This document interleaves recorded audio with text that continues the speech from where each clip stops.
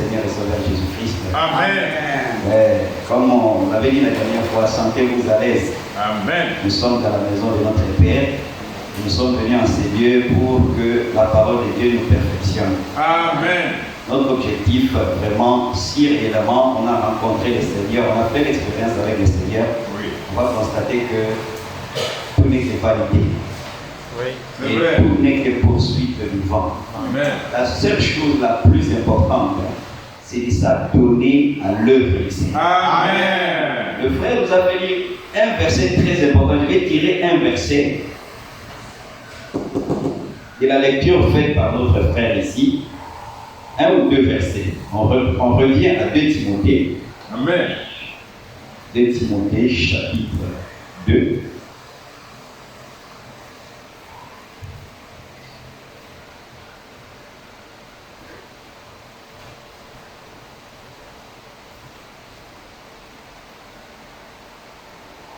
Et Timothée chapitre 2, le verset 4. Il n'est pas de soldat qui s'embarrasse des affaires de la vie s'il veut plaire à celui qui l'a envoyé. Amen. Nous voulons plaire au Seigneur. Alors, ne nous embarrassons pas. Ça veut dire, ne nous préoccupons pas, outre mesure, des choses de la vie. C'est vrai. Ce sont des choses qui vont passer. C'est ce qui s'est passé quand Christ est allé voir les sœurs de Lazare, Oui. Marie et Marthe. Marie était assise au pied de Christ. Christ est la parole. Mais sa sœur Marthe, elle était en train de se préoccuper, de s'occuper pour plaire au Seigneur. Oui. Et la Bible montre ici, dans Luc chapitre 10. Luc chapitre 10.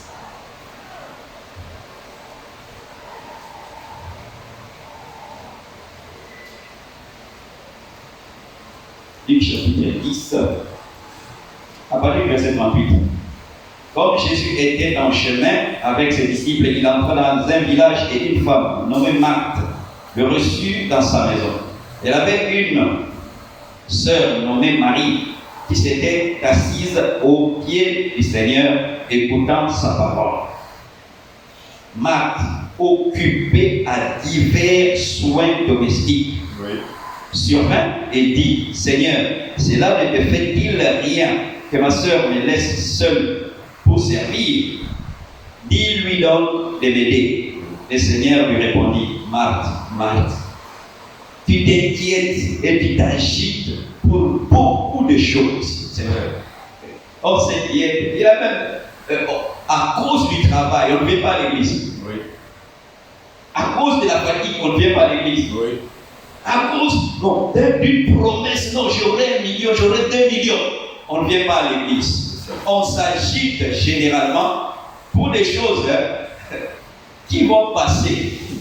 Il y a des gens qui en ont cherché. Comme le frère l'a dit la dernière fois, il faut passer maintenant devant la maison de la salle à compter. C'est comme si c'était une maison hantée. Mais quand il était vivant il y a 15 ans, il y a 20 ans là-bas, Oui. mais tu ne pouvais même pas t'approcher. Ça, c'est vrai.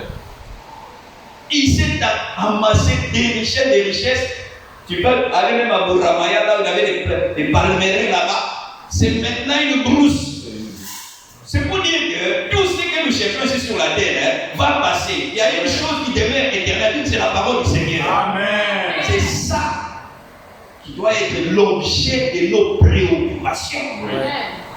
Alors, Christ a répondu à Marthe et il lui a dit au verset 42. Reprenons le verset 41. Le Seigneur lui répondit: Marthe, Marthe, tu t'inquiètes et tu t'occupes, tu t'agites pour beaucoup de choses. Oui. Comment je vais manger, comment je vais m'habiller, comment je vais trouver du travail, c'est bien. Mais une seule chose est nécessaire. Amen. Marie a choisi la bonne part qui ne lui sera point ôtée. Amen. Amen. Alors, on l'a dit une fois ici, que la vie peut nous être ôtée. C'est clair. Même l'intelligence, ça peut nous être ôté. C'est vrai. L'argent, ça peut nous être ôté. C'est clair. Il nous arrive quelquefois, tu avais 2 millions, 5 millions, il arrive quelquefois, même 500 francs, tu n'en as pas. Oui. Et moi qui avais 5 millions, même 500, tu regardes dans toutes les poches de tes pantalons, il n'y a même pas 1000 francs. Mais il y a une chose qui ne peut jamais nous être ôtée, c'est la parole du Seigneur. Amen. Alors, les prophètes, en leur temps, ont fait du salut leur préoccupation. Oui. Allons dans 1 Pierre.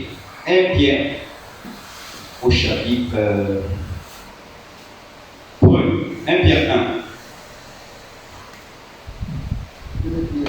Ah oui, 1 Pierre 1. Oui. Oui, 1 Pierre 1. Nous sommes au verset 10. Voilà. Les gens qui nous ont précédés dans la foi, regardez comment ils ont agi en leur temps. Nous sommes au verset 10. Les prophètes qui ont prophétisé touchant la grâce qui vous était réservée ont fait de ce salut l'objet de leur recherche et de leur investigation. Ça veut dire quoi? Le salut pour eux, c'était l'objet de recherche. Aujourd'hui, nous recherchons l'argent. Aujourd'hui, nous recherchons les prophètes. Mais les prophètes ont fait du salut l'objet de leur recherche et de leur investigation. Amen. Mais écoutez ce que la Bible dit, la suite.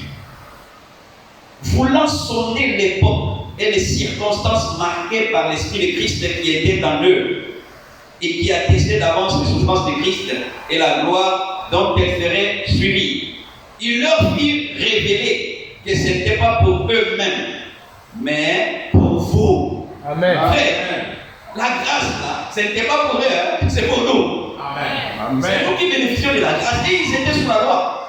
Mais toi et moi, aujourd'hui, nous bénéficions de la grâce.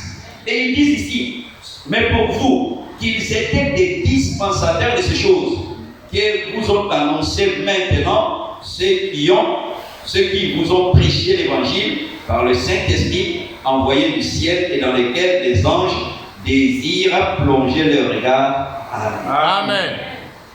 Donc, l'objet de leur investigation et de leur recherche, c'était le salut. Amen.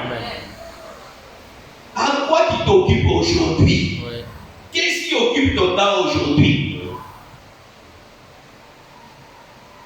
Le travail, l'argent, les femmes, les hommes, les amis, la nourriture, tout cela c'est vanité. Et tout cela n'est que poursuite de l'Ivan. Mais ici nous voyons des modèles qui ont fait du salut l'objet de leur recherche, de leur investigation. Nous, en tant que soldats de Christ, alors, nous ne devons pas nous laisser embarrasser par quoi que ce soit. Nous ne devons pas nous laisser embarrasser par quoi que ce soit. Oui. C'est un visiteur indésirable.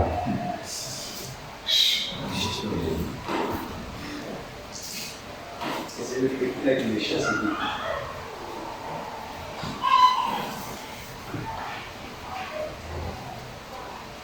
Alors, Christ nous a engagés et nous sommes des soldats. Amen. Alors, il y a certaines choses. Vous savez, quand on veut aller combattre, quand on est soldat, même dans le monde même, oui. Chez nous, il y a des rebelles qu'on appelle des Maïmaï. Quand ils veulent aller combattre là, on leur dit bon, vous n'allez pas boire. Que personne ne puisse s'approcher de sa femme. Celui qui boit ou qui s'approche de sa femme, quand il va aller là-bas, quand on va tirer la balle, ça va la tête. Mais eux aussi, ils s'efforcent à ne pas boire, à ne pas s'approcher des femmes, pour que les balles ne puissent pas les toucher. Ça, ils ne s'embarrassent pas de ces choses-là, non seulement pour conserver leur vie, mais aussi pour plaire à leur chef. Amen. Nous aussi, nous avons des interdits. Amen. Amen. La vie chrétienne là, est faite d'interdits. Oui. On n'est pas comme les autres. Eux, ils peuvent tout faire. Mais toi et moi, Dieu nous a interdit de tout faire. Et d'ailleurs, tout nous est permis, mais tout n'est pas utile. Amen. En tant que soldats, nous devons faire le choix des choses qui plaisent au Seigneur. Amen. Alors, les prophètes ont fait du salut l'objet de leurs recherches et de leurs investigations. Amen. Et ils ont eu des visions. Oui. Ces visions-là, que nous appelons aujourd'hui les prophéties. Et Daniel en a eu. Jean aussi en a eu. Et nous devons savoir que il faut seulement l'intervention du Seigneur. Amen. Pour que les visions, les prophéties puissent être comprises. Amen. Frère, les visions et les prophéties font intervenir des signes, des symboles difficiles à comprendre. Oui. Quand il s'agit d'évangéliser, quand on dit ne commets pas adultère, c'est clairement ne commets pas adultère. Ne touche pas la femme d'autrui, c'est clairement ne touche pas la femme d'autrui. Là on parle clairement. Mais quand nous rentrons dans l'interprétation de la parole prophétique, alors là, il y a des signes et des symboles qui apparaissent. C'est pour cela, quand nous avons parlé de Daniel et de Jean, nous avons vu beaucoup de symboles. Oui. Allons dans Apocalypse chapitre 13.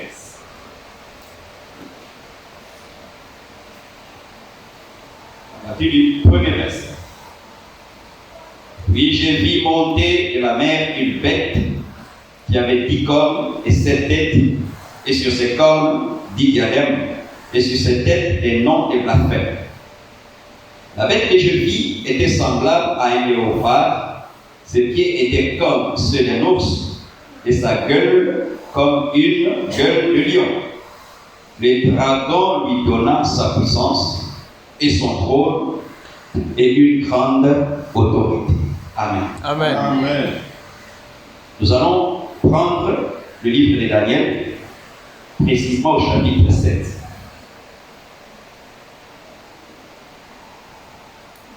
Chapitre 7, à partir du verset 7. Après cela, je regardais pendant mes visions nocturnes, et voici, il y avait un quatrième animal, terrible, épouvantable et extraordinairement fort. Il avait des grandes dents de fer, il mangeait, brisait et il foulait aux pieds ce qui restait. Il était différent de tous les animaux précédents. Il avait 10 cornes. J'ai considéré les cornes, et voici une autre petite corne sortie du milieu d'elles. Et 3 des premières cornes furent arrachées devant cette corne. Et voici, elle avait des yeux comme des yeux d'homme et une bouche qui parlait avec arrogance. Amen. Amen. Ça, ce sont des prophètes qui parlent. Nous voyons beaucoup de symboles. Vous savez quoi? Quand on parle d'un animal, on peut penser qu'il s'agit effectivement d'un animal. Mais dans la parole prophétique, comme je l'ai dit, des symboles et des signes sont utilisés. Et il faut, pour la compréhension de ces symboles et de ces signes, l'intervention du Dieu, Amen, des esprits, des prophètes. Amen. Jean a vu dans Apocalypse chapitre 13 une bête qui sortait des eaux de la mer. La mer, dans la Bible, c'est une foule de personnes. La bête qui sortait, nous avons compris que cette bête est la quatrième bête, ou le quatrième animal, symbolisant le 4e empire qui va régner sur les nations. On avait vu que d'abord, il y a Babylone. On va prendre les versets bibliques. La dernière fois, on n'avait pas cité beaucoup de versets bibliques par rapport à ça. Alors, dans Daniel, au chapitre 2, quand Daniel a donné l'interprétation du songe, il a dit ceci à Nabuchodonosor. Nous sommes dans Daniel au chapitre 2.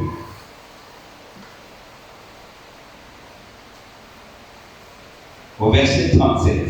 Ô roi, tu es le roi des rois, car le Dieu des cieux t'a donné l'empire la puissance, la force et la gloire. Il a mis entre tes mains en quelques lieux qu'ils habitent les enfants des hommes, les bêtes des champs et les oiseaux du ciel.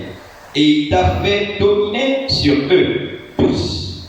C'est toi qui es la tête d'or. Amen. Amen. La tête d'or, c'est Nabuchodonosor. C'est le roi et aussi c'est le royaume. Alors, après, il y a un autre royaume qui devait venir après et qui est venu après. Ça, nous trouvons ça dans Daniel au chapitre 8.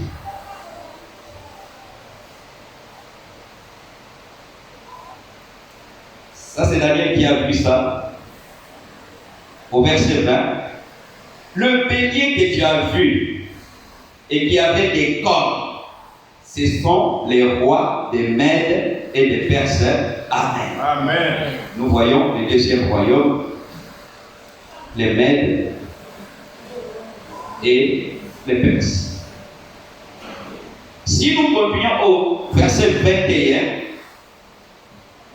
la Bible nous dit, le bouc, c'est le roi de Javan. Ça, Javan, c'est le nom de la Grèce. Alors, nous voyons que déjà, on nous a cité les trois royaumes. Ils vont commenter, disons, 606 à 530, je crois. 530 à 303. 303, je crois, à 30 avant Jésus-Christ. C'est quand l'Empire grec, représenté par Alexandre le Grand, a pris fin. Alors, depuis lors, c'est l'Empire romain qui a commencé à régner sur les nations. Amen. C'est la quatrième bête, c'est le quatrième animal ou la quatrième puissance. C'est l'Empire romain. Cet empire a commencé en 30 avant Jésus-Christ. Alors, toute l'histoire du salut se passe sous l'Empire romain. Jésus-Christ a été né sous l'emprise ou bien pendant le règne de l'Empire romain. Oui. Jésus-Christ reviendra pour chercher son Église. Amen. Sous le règne de l'Empire romain. Tout se passe, l'histoire du salut se passe sous le contrôle de l'Empire romain. Amen. Même Israël sera appelé à la foi que toi et moi nous avons, c'est sous l'Empire romain. Amen. Ce n'est qu'après le règne de l'Empire romain que Daniel a vu une main, une pierre, oui, venant d'une montagne. Et cette pierre est venue à taper les jambes de la statue. Et la Bible montre que cette pierre-là a commencé à grossir, Cette pierre-là montre l'établissement du royaume éternel que toi et moi nous attendons au nom de Jésus-Christ. Amen. Amen. Ça, c'est un royaume qui ne passera pas, puisque c'est un royaume éternel. Amen. Alors, Daniel, en son temps, quand il a vu toutes ces choses, il voulait connaître la signification de ces choses. Regardez ce que Daniel même dit. Nous sommes dans le livre de Daniel. On va y aller doucement.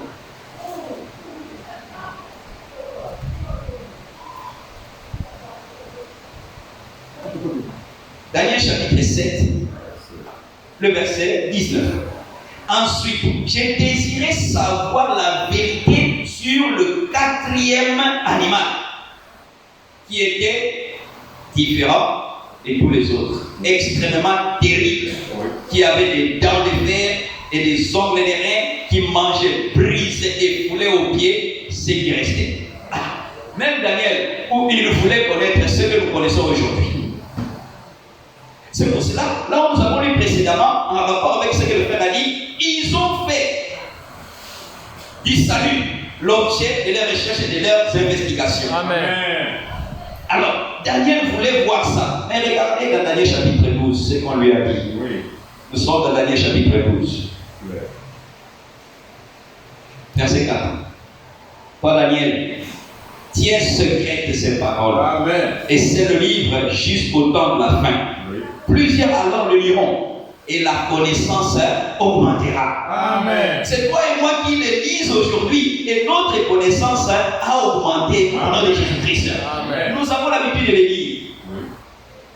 Aujourd'hui, en 2025, nous connaissons Jésus-Christ plus que nous l'avons connu peut-être en 2015.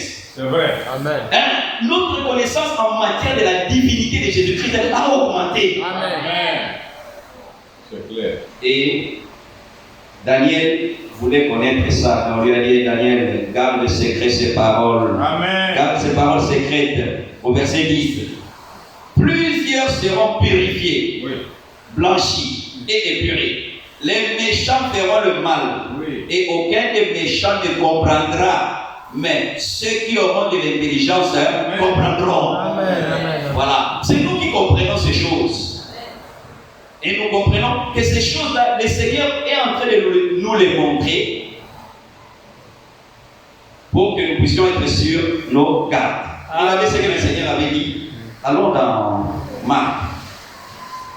Allons dans Marc. Marc, au chapitre, je crois, 13. Ça, c'est le Seigneur qui parle. Et le seul endroit dans les évangiles Oui. où on a parlé de Daniel et les prophéties de Daniel, c'est le Seigneur Jésus-Christ lui-même qui a évoqué ça. Nous sommes dans, je crois, Marc, au chapitre 13. Voilà. Ça, c'est le Seigneur qui parle. Il dit ceci, au verset 14. Lorsque vous verrez l'abomination de la désolation dont le prophète Daniel a parlé, établie là où elle ne doit pas être, et celui qui lit fasse attention. Amen. Alors, nous sautons, nous lisons le verset 23. Soyez sur vos gardes. Amen. Je vous ai tout annoncé d'avance. Amen. Ah, on saute encore. On lit le verset 35. Veillez donc, car vous ne savez quand viendra le maître de la maison, ou le soir, ou au milieu de la nuit, ou au chant du coq, ou le matin. Oui.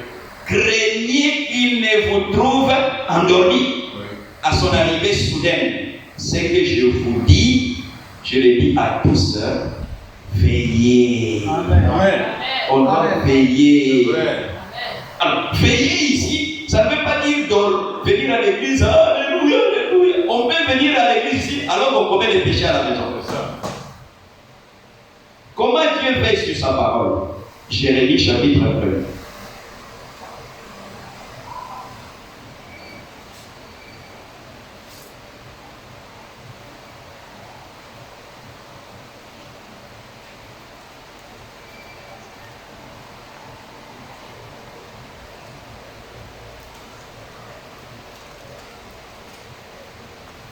Et cherche le verset où Dieu dit à Jérémie, que vois-tu, Jérémie? Je vois une branche d'amandier. 13. Hein? À 12. 12, hein? 12. Ah oui, Jérémie chapitre 1er, à partir du verset 11. La parole de l'Éternel me fit adresser en ce mot. Que vois-tu, Jérémie? Je répondis, je vois une branche d'amandier. Et l'Éternel me dit, tu as bien vu, car je veille sur ma parole pour l'accomplir. Amen. La seule façon pour toi et pour moi de veiller sur la parole de Dieu, c'est de mettre la parole en pratique. Amen. Et dans le veiller là aussi, c'est vrai, on peut veiller. Si le Seigneur te pousse à veiller, tu peux veiller. Et en veillant, étant conduit par le Seigneur, tu n'auras pas sommeil. Amen. Puisque ce qu'on va lire ici va s'accomplir. Allons dans le psaume, je crois. Psaume chapitre.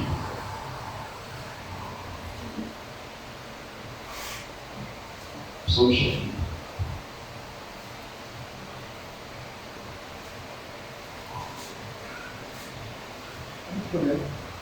Ouais, Psaume chapitre 77.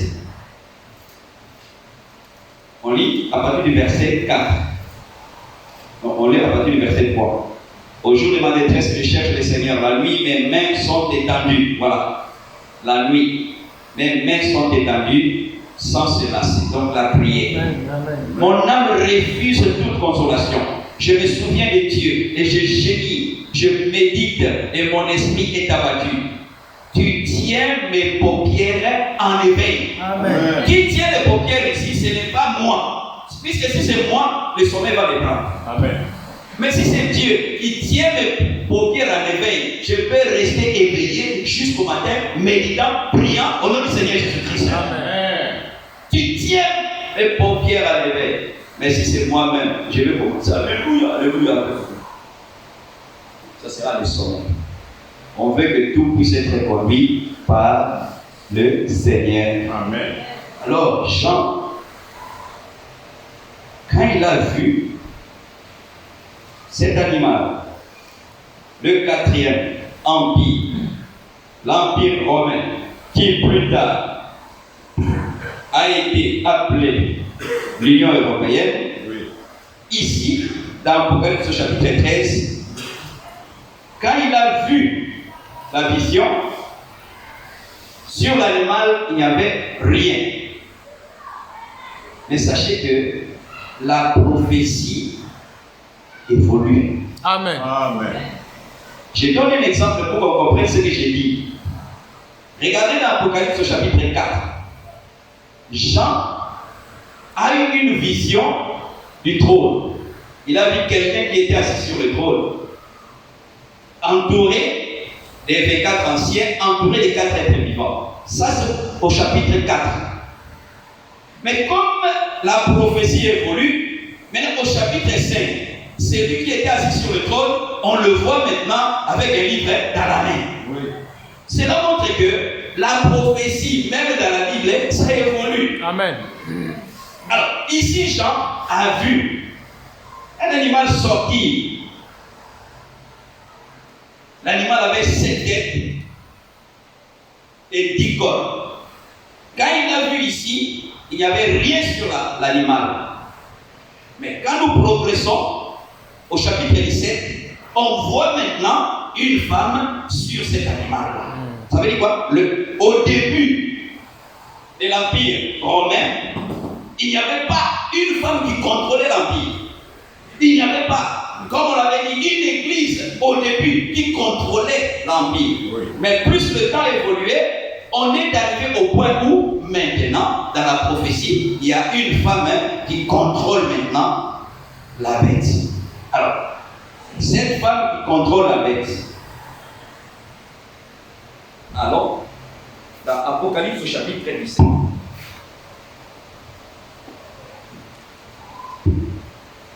Apocalypse chapitre 17.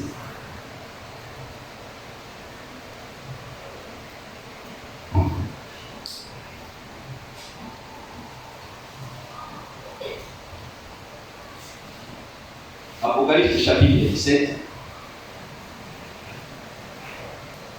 Frère Pascal, Amen. tu peux lire le premier, du premier jusqu'au 3e verset.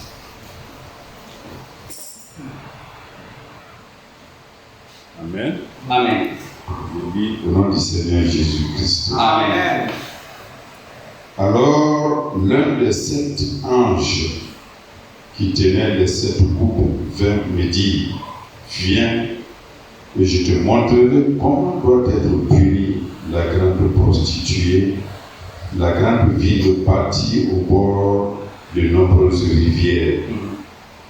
Les rois de la terre se sont livrés à l'immoralité avec elle, et les habitants de la terre se sont délivrés du vin de son immoralité.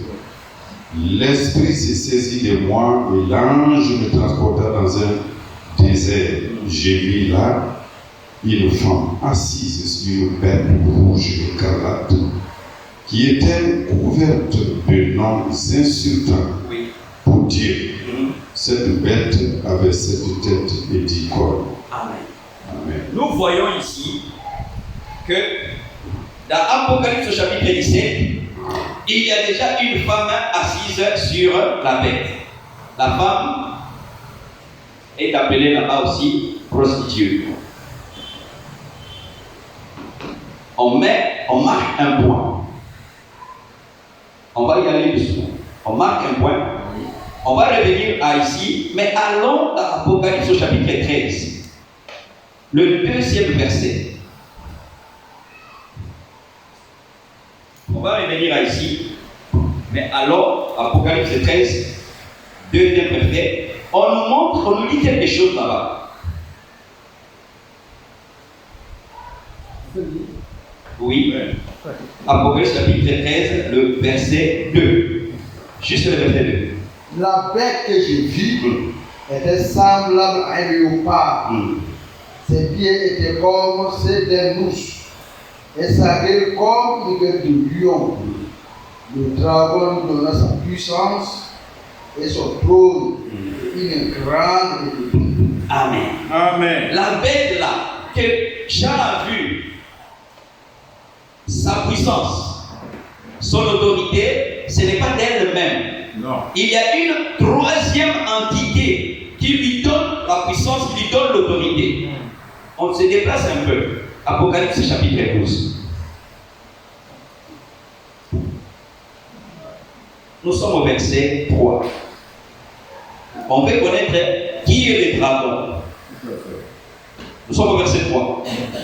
Un autre signe, Apocalypse chapitre 12, verset 3. Un autre signe parut encore dans le ciel. Et voici, c'était un dragon rouge. Notez les symboles. La bête était écarlate. Dans Apocalypse chapitre 17. Oui. Écarlate, c'est le rouge. Et le dragon a quelle couleur? Rouge. Verset 3. Ayant 7 têtes et 10 corps, et sur ces têtes 7 diadèmes. Nous voyons ici une ressemblance. Amen. Entre le dragon et la bête. Amen. C'est pour ça que le diable, quand il avait tenté Jésus, il pouvait dire à Jésus, adore-moi et je vais te donner tous les royaumes de la terre. Le monde tout entier est sous la domination du diable. Ça c'est oui et amen. Amen. Alors, ici, au verset 4, sur ces têtes, 7 diadèmes, sa queue entraînait les tiers des étoiles du ciel et les jetait sur la terre. Le dragon s'était devant la femme qui allait enfanter afin de dévorer son enfant lorsqu'elle aurait enfanté. Nous sautons. Le verset 7. Il y eut guerre dans le ciel. Michel et ses anges combattirent contre les dragons. Et les dragons et ses anges combattirent. Mais il ne fut pas le plus fort. Et leur place ne fut plus trouvée dans le ciel. Il fut précipité. Alors, on veut connaître maintenant l'identité du dragon. Il fut précipité, le grand dragon, le serpent ancien, appelé le diable et Satan. Ah, donc le dragon, c'est Satan. Le dragon, dans Apocalypse chapitre 13, a donné la puissance à la bête. Et il a même donné à la bête son trône. Apocalypse chapitre 2. Oui, Apocalypse, on va à Apocalypse chapitre 2. On va voir là où se trouve le trône du diable. C'est vrai. Le diable aussi a un trône. Je pense que c'est le verset 13. Oui, Apocalypse chapitre 2, versets 12 et 13. Écrit à l'ange de l'église de Pergame.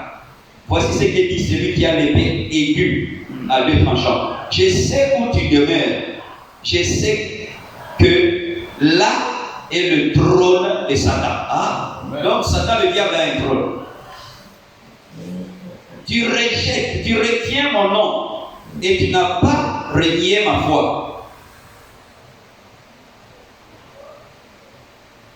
Même au jour d'Antipas, mon témoin fidèle, qui a été mis à mort chez vous, là où Satan a sa demeure. Et c'est bizarre, hein?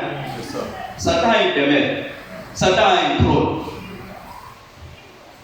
Mais ce qui est curieux est que quand le prophète a parlé de l'âge de Pergame, c'est ça, c'est le troisième âge. Oui. Pergame. Gamme là, c'est en lien avec le mariage.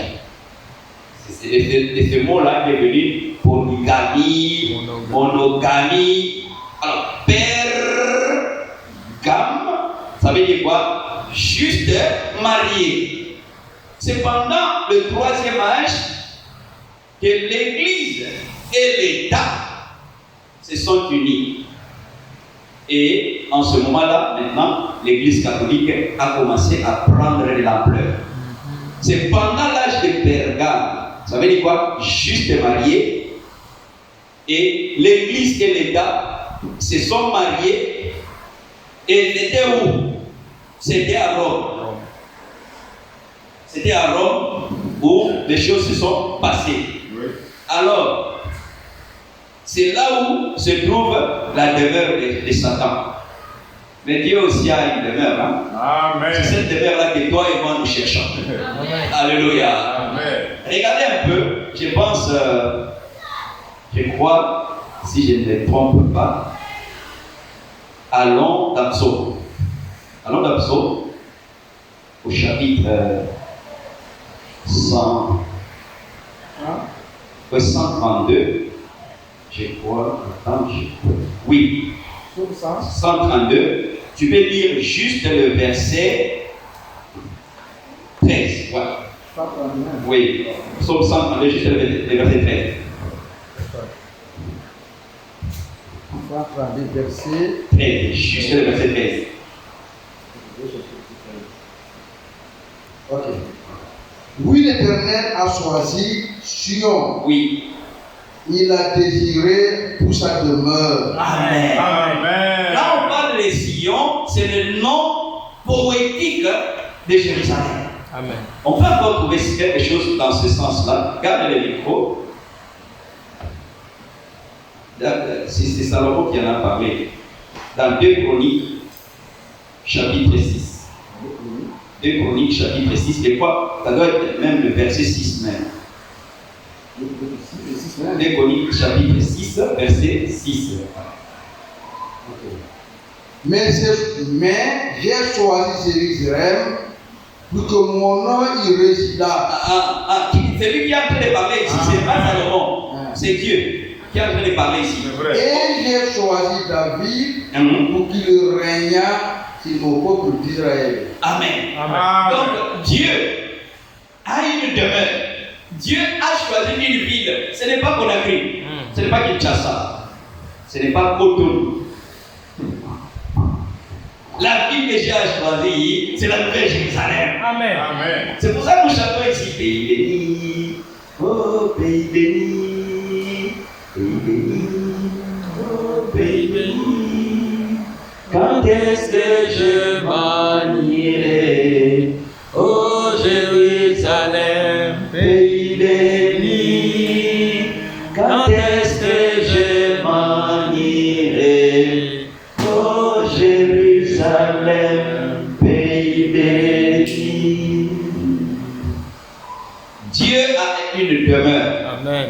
Il a choisi Jérusalem. Satan a un trône, a une demeure.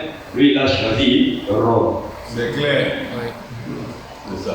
Gloire soit rendue au Seigneur. Amen. Il nous révèle ces choses. Amen. Alors que ces mêmes choses sont cachées aux sages et aux intelligents, Oui. mais à toi et à moi, dans la simplicité, Oui. Dieu nous révèle ces choses. Amen. Amen. Alors, ici, nous voyons que Satan a donné son trône à la bête.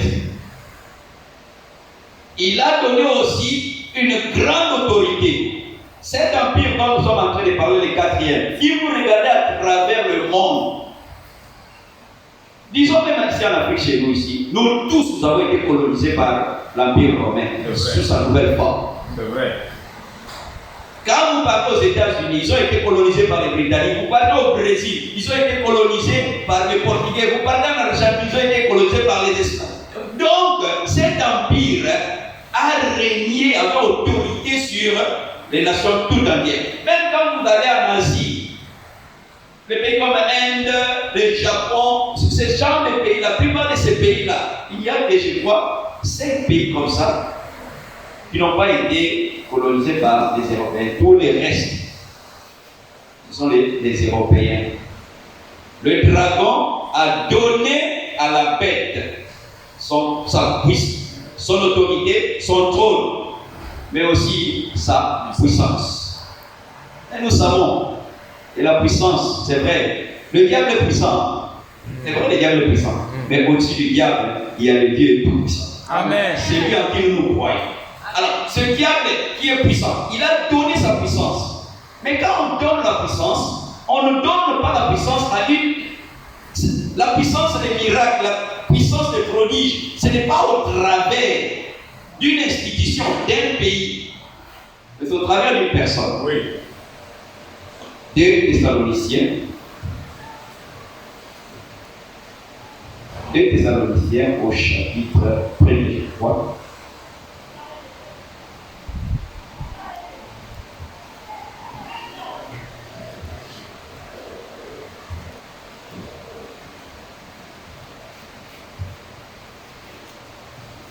À partir du verset 1.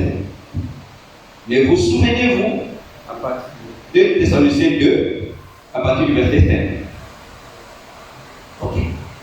On va un peu dire un peu plus haut, mais de cela on parlera plus tard. À partir du verset 1er. Pour ce qui concerne l'avènement de notre Seigneur Jésus-Christ et notre réunion avec lui, nous vous prions, frères, de ne pas vous laisser facilement ébranler dans votre bon sens et de ne pas vous laisser troubler, soit par quelque inspiration, soit par quelques paroles ou par quelques lettres qu'on dirait venir de nous, comme si le jour de Christ était déjà là. Que personne ne vous séduise d'aucune manière, car il faut que l'apostasie soit arrivée auparavant et qu'on ait vu paraître l'homme du péché. Voilà. Il y a un homme du péché qui va paraître. Le fils de la perdition, l'adversaire qui s'élève au-dessus de tout ce qu'on appelle Dieu ou de ce qu'on adore, jusqu'à s'asseoir dans le temple de Dieu, se proclamant lui-même Dieu. Ne vous souvenez-vous pas que je vous disais ces choses lorsque j'étais encore chez vous? Et maintenant, vous savez ce qui le retient, afin qu'il ne paraisse qu'en son temps. Car le mystère de l'iniquité agit déjà. Il faut seulement que celui qui le retient encore ait disparu. Et alors, paraîtra l'impie, que le Seigneur détruira par le souffle de sa bouche et qu'il anéantira par l'éclat de son avènement. L'apparition de cet impie se fera par la puissance de Satan, avec toutes sortes de miracles, de signes et de prodiges mensongers, et avec toutes les séductions de l'iniquité pour ceux qui périssent parce qu'ils n'ont pas reçu l'amour de la vérité pour être sauvés. Mais toi et moi, frère, nous avons l'amour de la vérité. Amen. C'est pour ça que nous avons quitté les dénominations.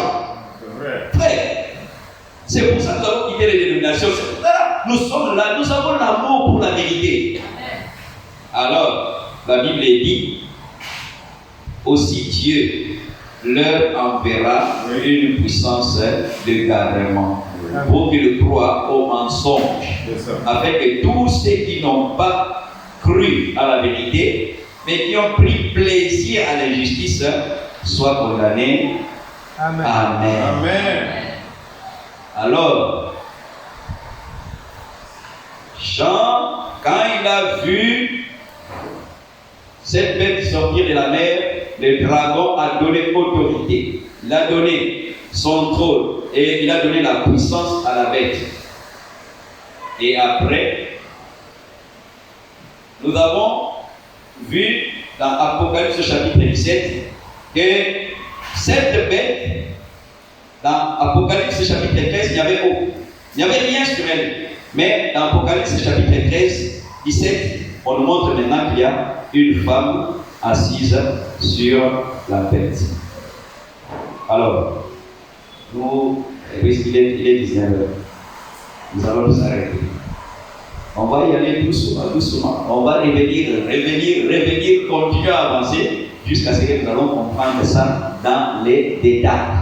Amen. Amen. Amen. Nous allons mettre.